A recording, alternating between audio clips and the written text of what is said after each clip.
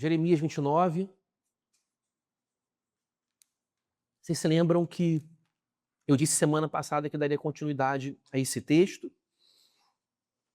E esse texto é muito providencial, particularmente para o dia de hoje. Peço a Deus graça para pregar diante de circunstâncias tão difíceis que mexem tanto com o nosso coração.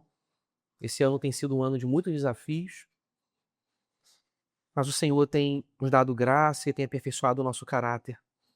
A semelhança do caráter de Cristo é isso que importa.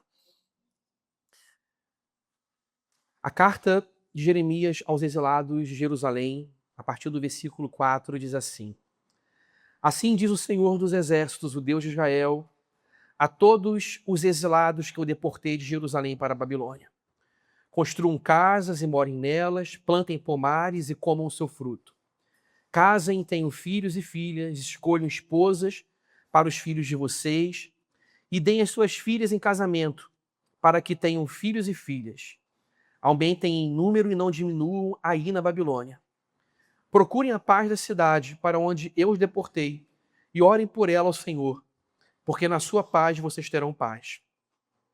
Porque assim diz o Senhor dos Exércitos, o Deus de Israel: não se deixem enganar pelos profetas adivinhos que vivem no meio de vocês. Não deem ouvidos aos sonhadores que sempre sonham segundo o desejo de vocês. Porque eles profetizam falsamente em meu nome, eu não os enviei, diz o Senhor. Assim diz o Senhor: logo que se cumprirem para a Babilônia 70 anos, atentarei para vocês e cumprirei a promessa que fiz a vocês, trazendo-os de volta a este lugar. Eu é que sei que pensamentos têm a respeito de vocês, diz o Senhor. São pensamentos de paz e não de mal, para dar-lhes um futuro e uma esperança. Então vocês me invocarão, se aproximarão de mim em oração e eu os ouvirei. Vocês me buscarão e me acharão quando me buscarem de todo o coração. Serei achado por vocês, diz o Senhor, e farei com que mude a sorte de vocês. Eu os congregarei de todas as nações e de todos os lugares para onde os dispersei, diz o Senhor, e trarei vocês de volta ao lugar de onde os mandei para o exílio. Vamos orar? Senhor, fala conosco pela tua palavra. Tu és misericordioso e bom. Cubra-nos com a tua misericórdia. Perdoa os nossos pecados. Santifica nosso coração, mente, os nossos olhos.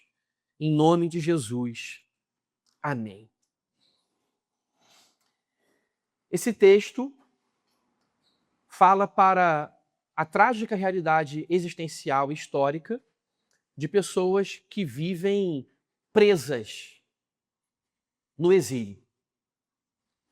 O exílio não é um turismo, não é um deslocamento no qual você sai para comprar souvenir e guardar memórias. Ele é um deslocamento forçado, no qual você experimenta, historicamente, na sua literalidade, eles experimentaram algemas, e mesmo quando não experimentaram algemas, eles foram movidos a se entregarem voluntariamente aos babilônios, mas por força da decisão de não resistirem. E a palavra profética disse que a resistência geraria espada. Quem ficasse em Jerusalém experimentaria espada, peste e fome. E como eu falei semana passada, aqui há uma visão bem contraintuitiva e que inverte a nossa lógica. Quem fica em Jerusalém, que supostamente faria parte do grupo dos abençoados, é o grupo que vai experimentar fome, peste e espada. Ou espada, fome, espada, peste e fome. Eles são os figos ruins. E quem é deslocado para o exílio se entrega sem resistência a Nabucodonosor é parte desse cesto de figos bons. E não experimenta a espada, a peste e a fome. De qualquer modo, ninguém estava vivendo a situação que gostaria de viver. Nem os que ficaram em Jerusalém, nem os que foram e que decidiram, não vamos resistir. E foram. O plano de Deus continuou na história. E o plano de Deus continua na história sempre. A gente pode conceber na nossa lógica que hierarquiza os problemas, nós podemos olhar para um nível de tribulação, de gravidade, que a gente olha assim, não, aqui acabou. Mas ninguém tem o direito de sepultar a sua própria vida. E ninguém tem o direito também de diagnosticar que os planos de Deus estão sepultados. Porque Deus é poderoso para reverter histórias acabadas. Histórias sobre as quais nós estabelecemos aquele veredito de condenação. A gente faz isso para muitas situações. A gente faz isso para casos de abuso físico, abuso físico, que violenta uma mulher. A gente faz isso para tragédias nas quais uma família inteira se vai, como a gente testemunhou ontem, uma família inteira, 3 gerações dentro de um único helicóptero. É claro que o luto disso é inimaginável. É uma dor diante da qual nós temos que arrancar as sandálias dos pés e dizer nós estamos em território santo e sagrado, que é a dor do coração humano, sobre a qual a gente não pode profanar, nem dar conselhos levianos numa hora dessa, consolações vazias. Há momentos diante dos quais nós precisamos oferecer a nossa presença silenciosa, dizendo, eu estou aqui, eu estou aqui. Agora, essa história mostra que Deus continua histórias que nós decretamos o fim delas. Deus continua histórias que nós decretamos já acabadas. E como nós vimos na semana passada, e vale aqui o retrospecto para a gente não perder a continuidade da história, o fio condutor dela como um cenário geral, há uma carta escrita para os exilados. Primeiramente, o narrador do livro oferece um dado histórico bruto que diz que há um povo deportado por Nabucodonosor. Esse é o fato histórico bruto e é uma realidade histórica inquestionável, do ponto de vista da sucessão de acontecimentos, da geopolítica. Nabucodonosor ele foi o tirano que, na ganância do seu poder e do seu movimento megalomaníaco por expansões de terra, ele passa por cima da vida e da história do povo hebreu. E ele atrai culpa e juízo sobre si. Ele foi o perpetrador de males atrozes, cruéis. Mas quando Jeremias ele vai escrever a sua carta do ponto de vista do profeta que vê a história sob a ótica de Deus, ele diz que esse povo foi deportado por quem? Por Deus. É o povo que Deus deportou. Nós estamos diante de 2 causas. Nabucodonosor é uma causa, mas Deus é outra causa. É o povo que Deus deportou. E aí nós estamos lidando com 2 camadas de causa. Causa primária e secundária. A causa primária é Deus. Deus vem antes de tudo. Ele é a causa das causas.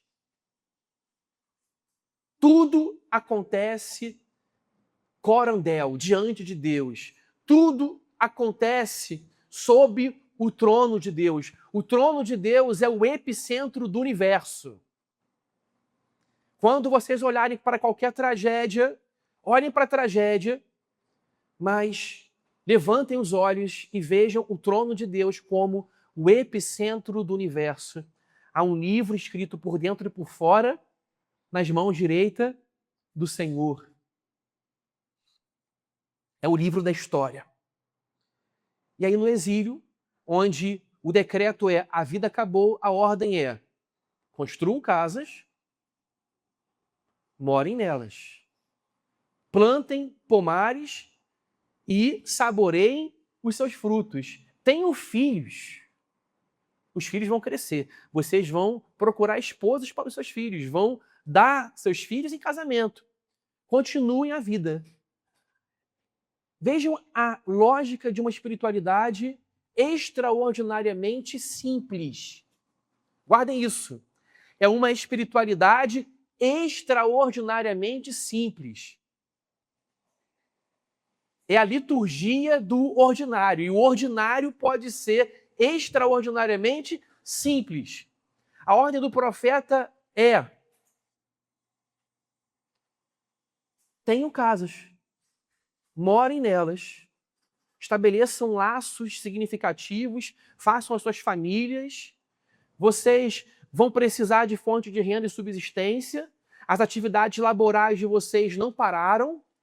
A cada dia vocês terão a esperança de viver novamente. Plantem seus frutos, plantem pomares, colham os seus frutos, vivam a vida, tenham filhos e preparem a descendência de vocês, porque vocês terão uma sucessão geracional e a vida e a história do meu povo vai continuar. A comunidade do povo de Deus é a comunidade do exílio. Povo de Deus e exílio. Comunidade do exílio, comunidade do povo de Deus. É a mesma coisa. O povo de Deus agora não está na terra que brota leite e mel. O povo que atravessou o Jordão não está do outro lado do Jordão. É possível ser povo de Deus na Babilônia. E vejam que a lógica é a lógica do extermínio da história do ponto de vista de quem vive a história. Pensem comigo. O povo de Deus, ele foi formado pelos descendentes de Jacó, 12 tribos, clãs. Essas 12 tribos se dividiram no Reino do Norte e no Reino do Sul. O Reino do Norte tinha 10 tribos e do Sul 2. Reino do Sul, Judá. Reino do Norte, Israel. Israel com a capital em Samaria, Reino do Sul com a capital em Judá. O Reino do Norte foi exterminado pelos assírios. Acabou.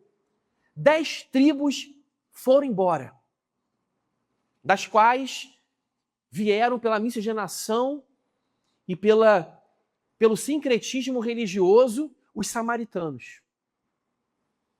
O Reino do Sul tem 2 tribos.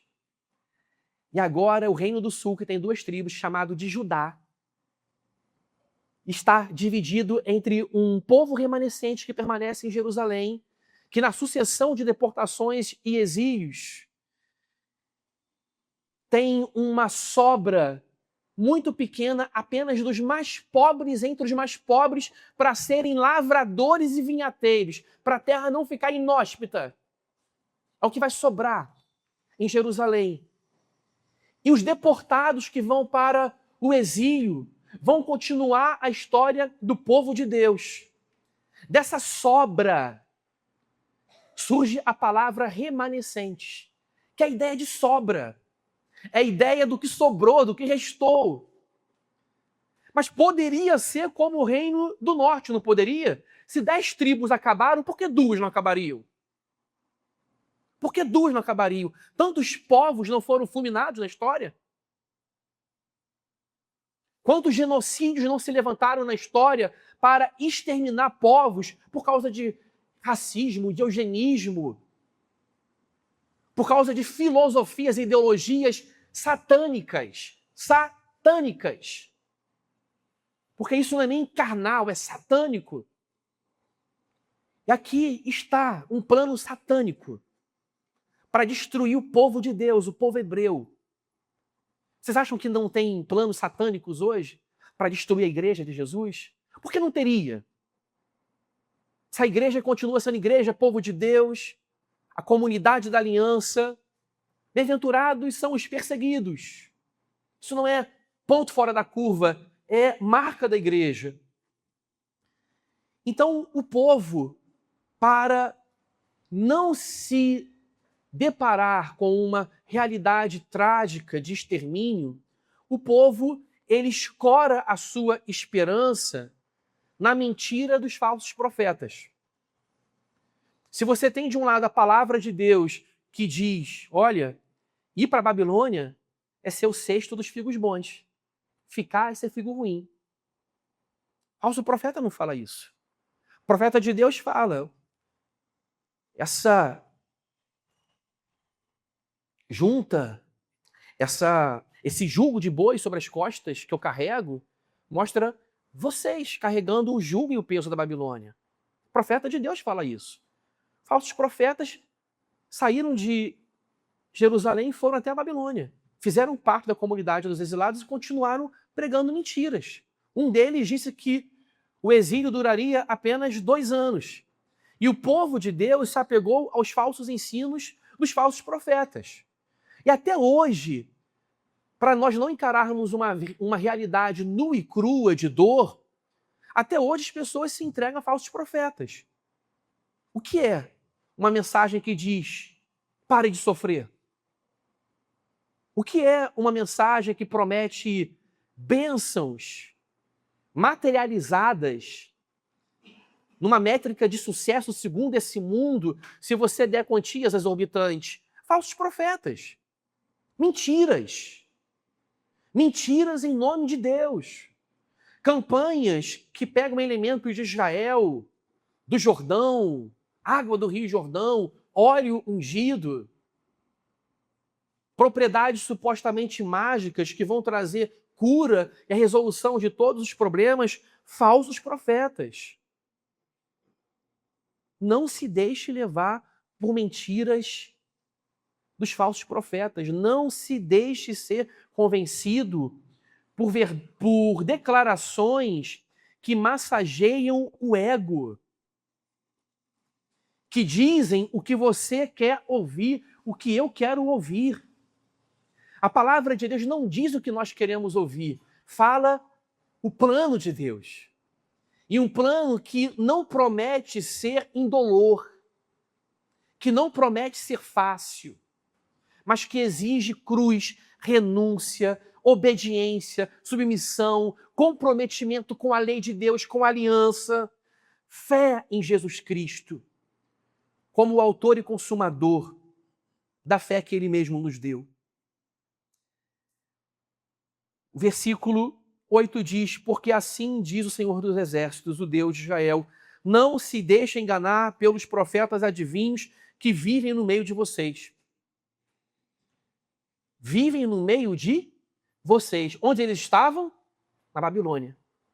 Ou seja, falso profeta também faz viagem missionária. Saíram de Jerusalém e foram para a Babilônia. E continuaram apregoando as suas mentiras. Jeremias disse, não deem ouvidos aos sonhadores, que sempre sonham segundo o desejo de vocês. Sempre sonham segundo o desejo de vocês. A fé cristã não é sobre minhas vontades, meus desejos. Não é. A fé cristã não é sobre mim. A fé cristã é sobre o trono soberano de Deus e sobre Jesus Cristo, seu Filho, seu Senhor, e sobre o Espírito de Cristo, o Consolador. A fé cristã não é sobre você. Nós lemos um livro que nos desconstrói, que nos desfaz, que elimina crenças falsas, que diz você está errado, que nos denuncia e que diz que nós precisamos de um Salvador. A lei de Deus, como disse Spurgeon, é como a ponta de uma agulha nas mãos de uma costureira, de um costureiro. É a ponta da agulha que faz o orifício para a linha passar. A lei de Deus, ela alfineta. Ela gera o convencimento de que nós somos pecadores, mas ela não salva. A lei, ela nos convence da nossa miserabilidade, pobreza, alfineta, cria o orifício, mas é a graça de Deus que costura. A graça de Deus é a linha que refaz a vida. que promete perdão de pecados, absolvição de culpa por meio de um Salvador bendito, o descendente de Davi, Jesus. Porque essa genealogia de Davi não vai acabar. Não vai acabar. Da sobrinha.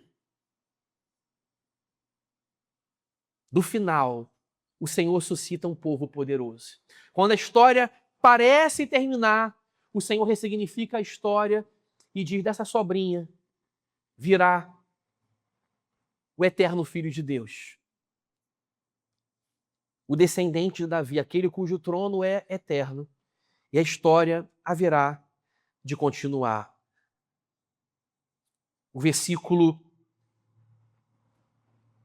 8, um versículo longo, na sua segunda parte, prossegue dizendo: não deem ouvidos aos sonhadores, que sempre sonham segundo o desejo de vocês.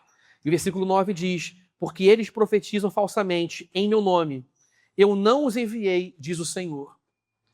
Assim diz o Senhor, logo que se cumprirem para a Babilônia 70 anos, atentarei para vocês e cumprirei a promessa que fiz a vocês, trazendo-os de volta a este lugar. Deus é o Senhor da história e Deus tem um tempo. Falsos profetas dizem, é 2 anos. Profetas de Deus dizem, é duradouro o exílio.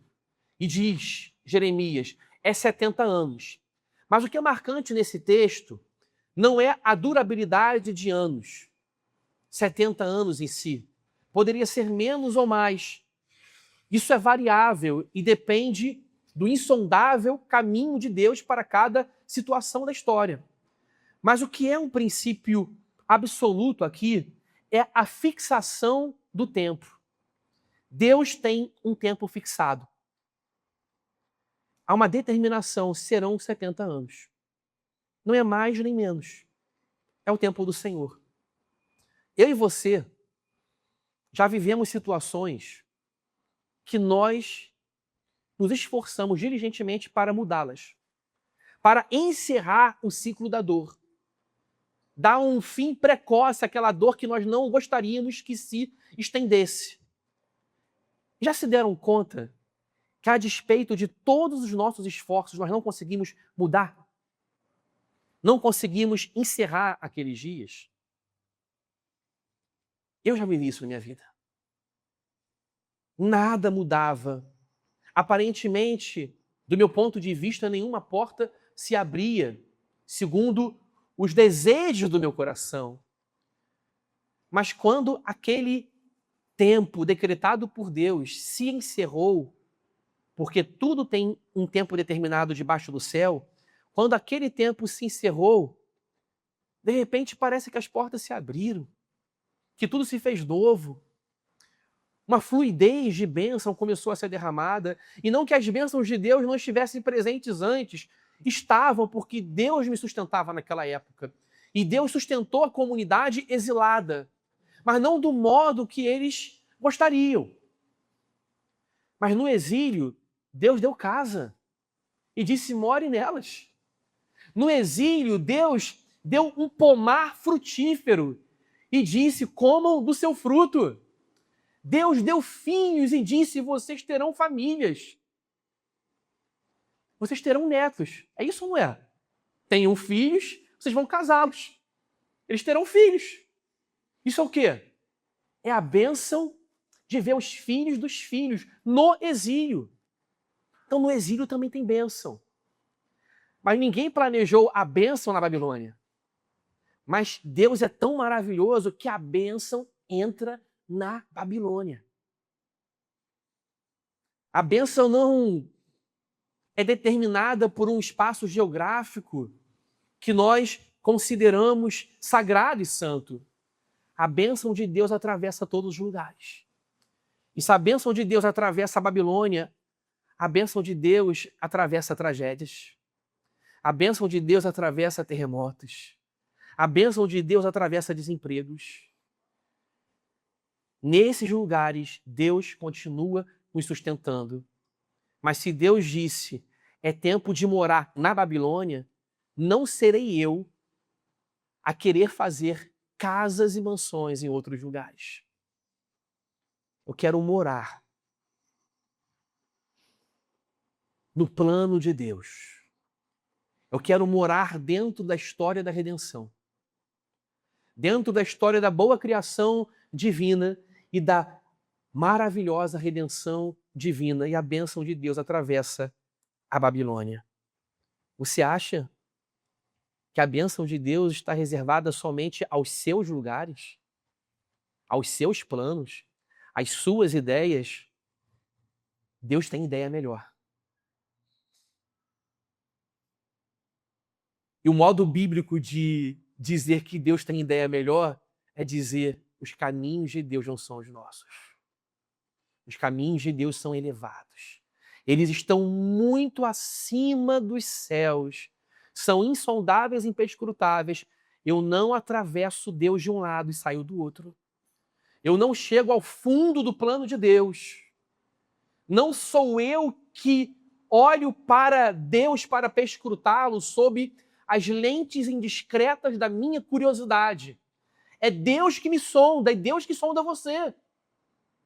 Quantas vezes nós queremos sondar Deus? Não são os meus olhos sobre Deus, vendo-o como algo pequeno e observável.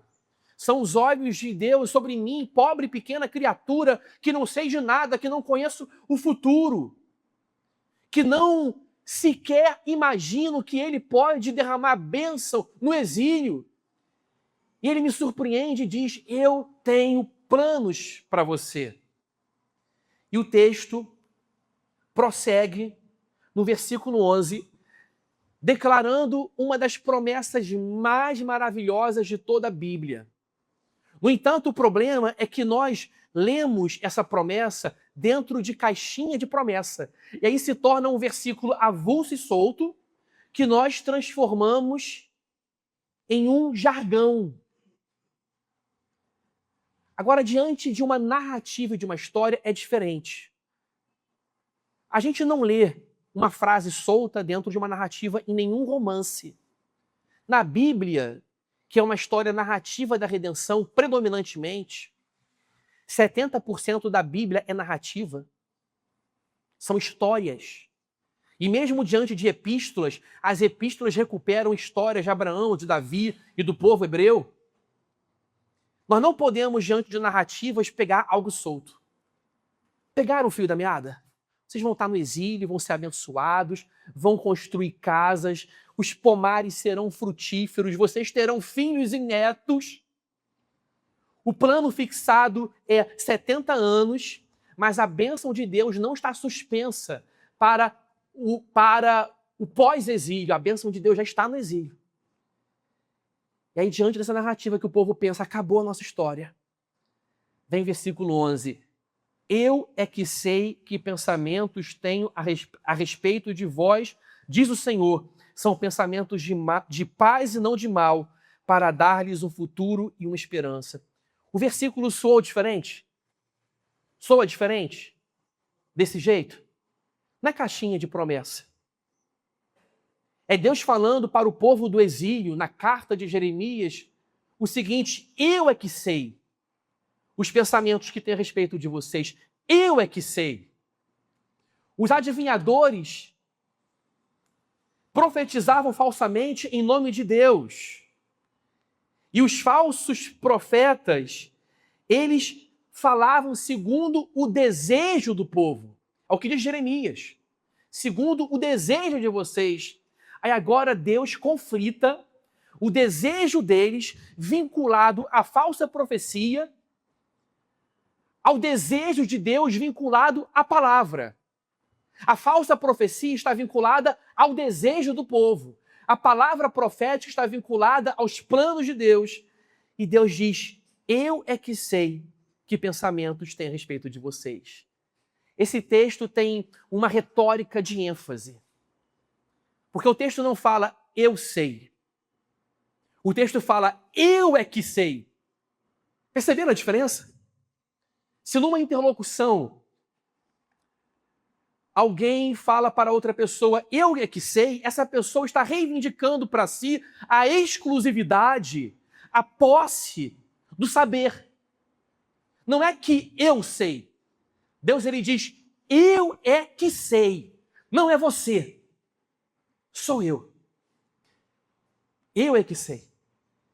Nós deveríamos ir para casa hoje, ouvindo Deus ecoar: eu é que sei, eu é que sei, eu é que sei. Quando nós sabemos ler as Escrituras bem, uma única frase e sentença das Escrituras tem um poder imenso de nos desmontar, de nos reestruturar, de refazer as sinapses, de criar uma outra estrutura e perspectiva mental que introjeta na mente pensamentos que nós não poderíamos pensar sem a graça de Deus. E o nome disso é esperança, uma virtude teologal. Esperança. Eu é que sei. Quando você estiver vivendo uma enxurrada de desejos próprios, aquela eletricidade de ideias próprias que supostamente garantem o seu ideal de boa vida e de futuro melhor, você precisa ouvir. Não é você que sabe, eu é que sei. E esse povo do exílio precisava ouvir. Você acha que a melhor vida é essa, mas não. A boa ideia não é a ideia que você tem. Eu é que sei. Eu é que sei pensamentos que tenho a respeito de vocês, diz o Senhor. Eu tenho, diz o Senhor, não apenas pensamentos sobre a história. Eu tenho pensamentos sobre vocês. Não é um pensamento impessoal. Eu tenho pensamentos sobre a história. Eu tenho um pensamento, uma visão política, sociológica dos últimos acontecimentos. Eu tenho uma explicação ideológica. Não, eu é que sei os pensamentos que tenho a respeito de vocês. Eu e você estamos incluídos nos planos de Deus. Cada dor está incluída no plano de Deus. Cada situação inexplicável, como a que nós falamos no início do culto, referente ao acidente do helicóptero, habita dentro do plano de Deus. Não é que Deus chama de bonito o feio. Não é que Deus chama a tragédia por um nome que não seja tragédia. Mas Deus tem a capacidade de prosseguir as suas bênçãos e continuar a narrativa da história. Não houve uma ruptura da história e da narrativa. A história não acabou pela metade do livro. Deus não é um escritor que não teve tempo de vida de continuar sua obra. Grandes histórias ficaram para trás e os filhos tiveram que pegar fragmentos de anotações dos pais para continuar histórias, refazer mundos, mitologias. Mas Deus, ele continua a escrever a história. Eu é que sei os pensamentos que tem a respeito de vocês, diz o Senhor. São pensamentos de paz e não de mal, para dar-lhes um futuro e uma esperança, para dar-lhes futuro e esperança. Deus está dizendo o seguinte: há futuro. Quando nós falamos que não há futuro, Deus diz: há futuro. Há futuro e há esperança. Isso é bonito ou não é? Nós não podemos ser conselheiros que dizem: acabou, não tem jeito. A gente pode não entender nada, mas a gente pode dizer: eu não entendo. Não entendo a sua dor, não entendo por que isso está acontecendo. Eu sei de uma coisa: hoje nós não conseguimos enxergar, mas Deus tem planos de paz e não de mal a respeito de você, a respeito de vocês, para lhes dar esperança e futuro. A história de Deus nunca termina. Nossas histórias parecem terminar, mas atreladas ao plano eterno de Deus, Ele continua a escrever os próximos dias para que os seus planos se concretizem. Então vocês me invocarão, se aproximarão de mim em oração, e eu os ouvirei. O exílio haveria de levar o povo de Deus a fazer uma oração que não fazia antes. O povo foi levado ao exílio por causa da idolatria, porque se prostra diante de falsos deuses. E agora,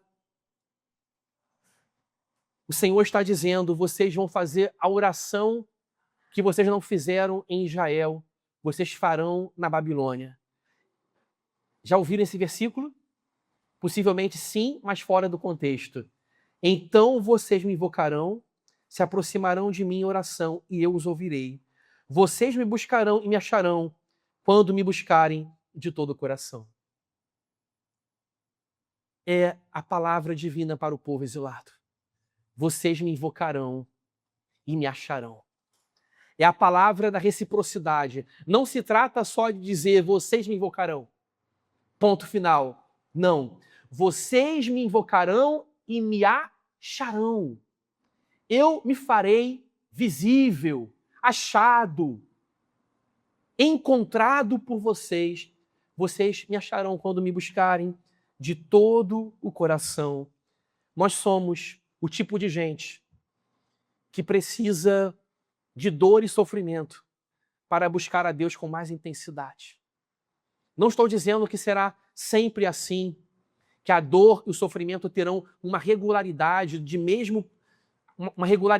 mesmo padrão, invariável ao longo da vida. A vida não é linear, tem altos e baixos. Mas se nós não formos fustigados com a vara da boa disciplina de Deus ao longo da vida, nós, em algum momento, iremos extraviar o nosso coração.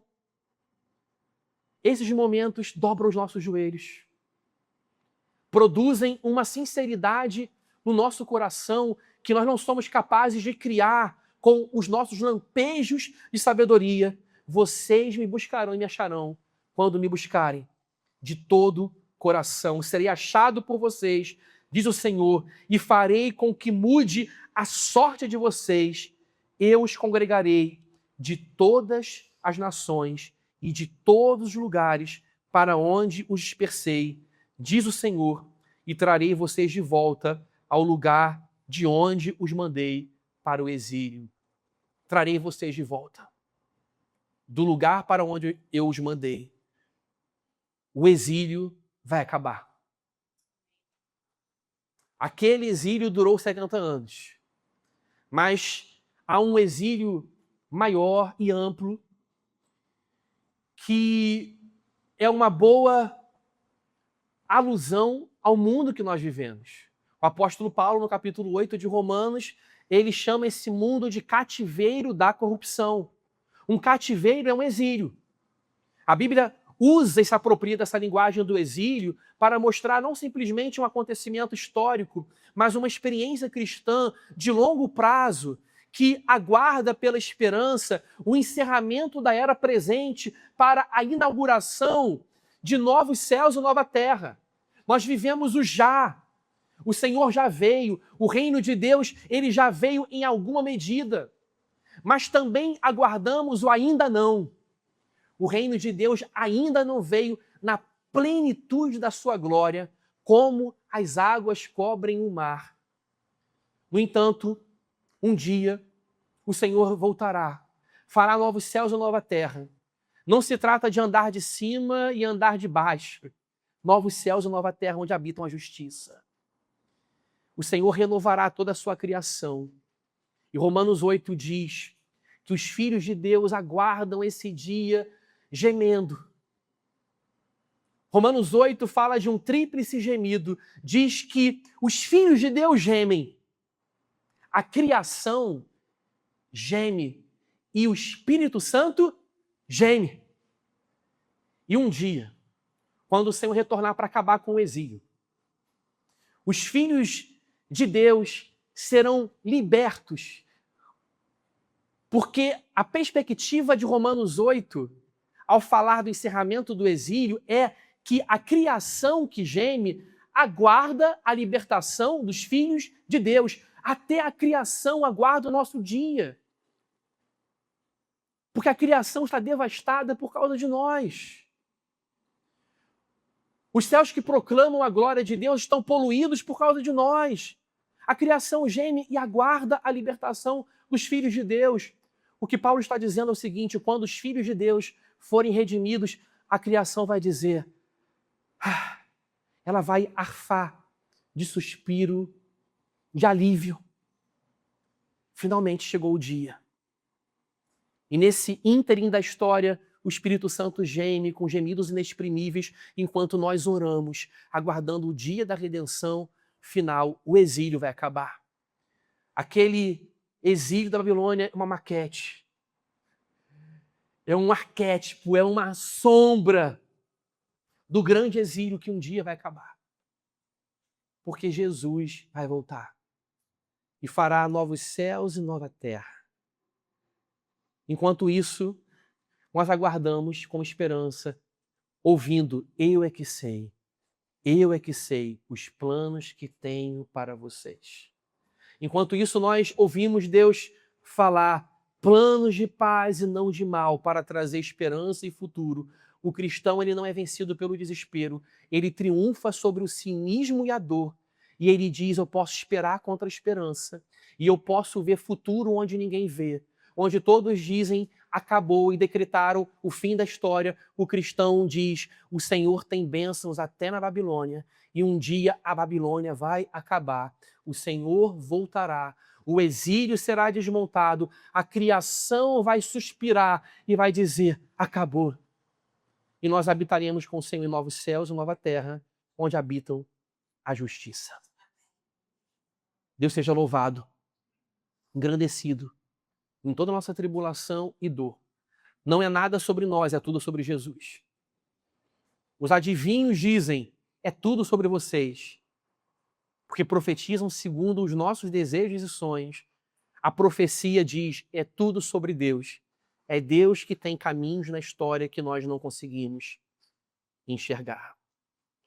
Que Deus abençoe e que você saia daqui ouvindo uma voz: eu é que sei. Eu é que sei. Fácil de memorizar, não é? Eu é que sei. Eu é que sei. Vamos orar? Vamos ficar de pé?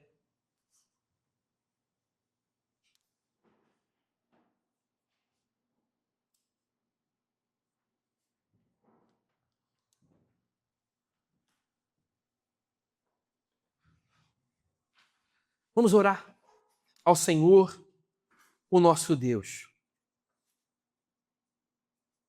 É quase uma retórica do pregador, e eu não gosto de seguir retóricas repetidas, mas é a verdade. Eu não sei o que você está passando, mas o Senhor sabe. Quase uma retórica que vira jargão. No entanto, como a dor é uma experiência subjetiva de cada pessoa e o limiar de cada pessoa é diferente, eu jamais posso dizer que o que a pessoa enfrenta não é dor, porque para mim não seria. Cada um tem o seu limiar. Então, meu desafio hoje na oração é que você apresente a sua dor, o seu exílio, o seu sofrimento para Jesus. Mas na sua oração, você também diga: obrigado, Senhor, porque vai acabar. Obrigado porque o Senhor está comigo. Obrigado porque o Senhor tem planos de paz e não de mal para mim. Você não ouviu essa noite, essa manhã, somente o diagnóstico do problema. Eu não falei só do exílio. Eu falei da esperança. Eu é que sei. Então não saia daqui metrificando simplesmente a sua dor. Saia daqui dizendo para si mesmo: Deus me fala, eu é que sei. O exílio vai acabar. Deus tem planos de paz e não de mal para mim.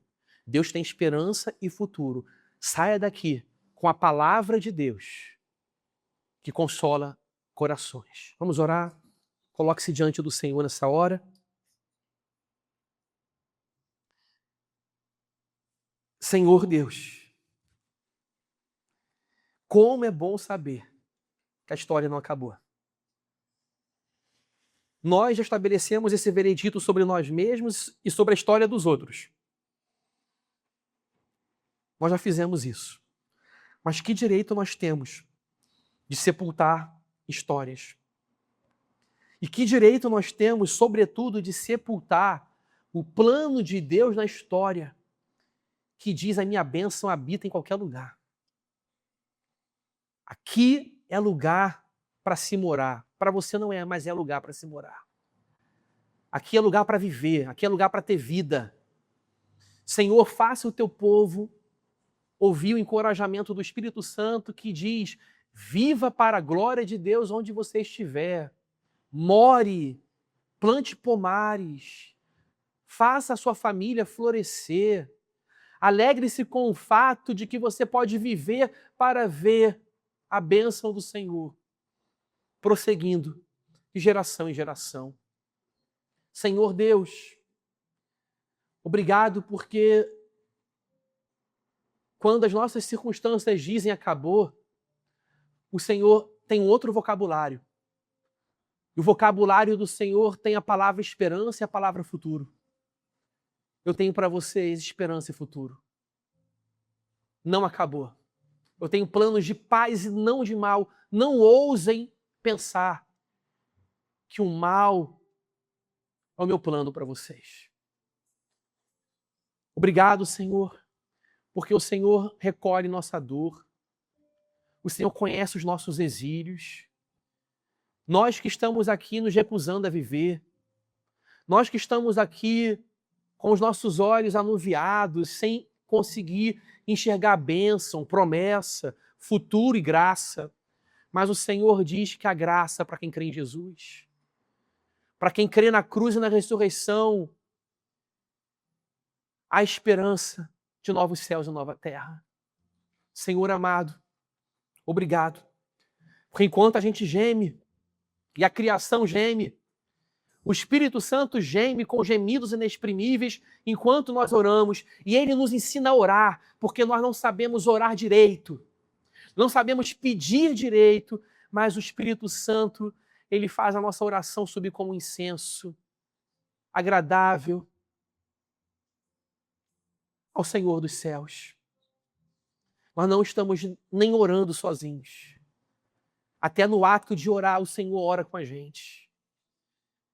E nós queremos, Senhor Deus, orar diante do Senhor as nossas dores, as nossas inexpressivas palavras.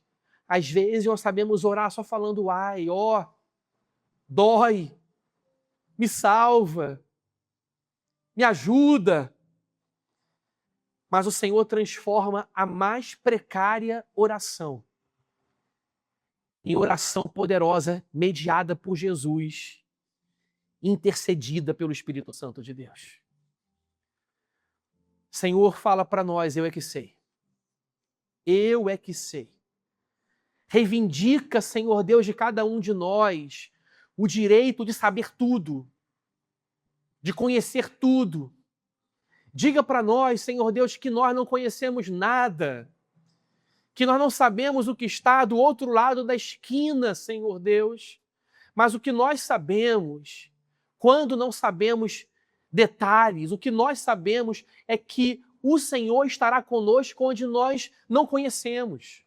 E o Senhor continuará sendo bom. E o Senhor continuará escrevendo a história para cada um de nós. Porque a história não acabou. Obrigado, Senhor, porque nós somos de Jesus. Obrigado porque ser de Jesus é a melhor coisa que pode existir. Nada nos separa do amor de Deus. Nem a morte, nem a vida, nem a altura, nem profundidade, nem o presente, nem o porvir, Senhor Deus. Nem anjos, nem principados e potestades. Nada nos separa do amor de Deus que está em Cristo Jesus. Nós somos de Jesus na vida e na morte. Gera aqui um povo que te ama, Senhor Deus. Por favor, nós não queremos uma igreja medida pelo seu saber teológico em primeiro lugar.